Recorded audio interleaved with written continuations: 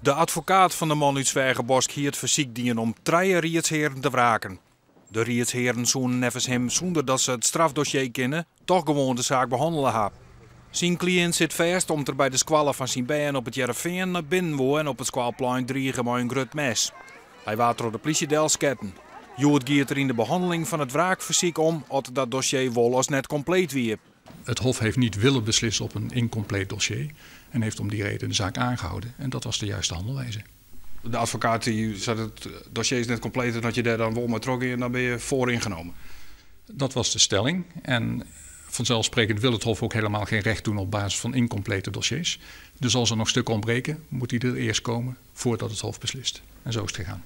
Het was een beetje een wel eens niet te speeltje. Wie het dossier nou wel volslaan of net. Wel eens niet te stellen, je kan erop neer dat gezegd is op de zitting dat zij het dossier niet kenden. En ze hebben opgeschreven, procesverbale zitting, dat ze niet het volledige dossier kenden.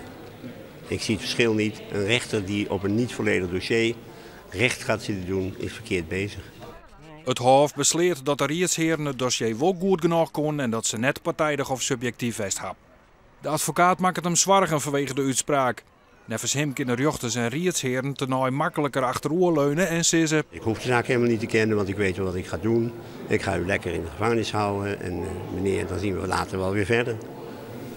En dat is treurig.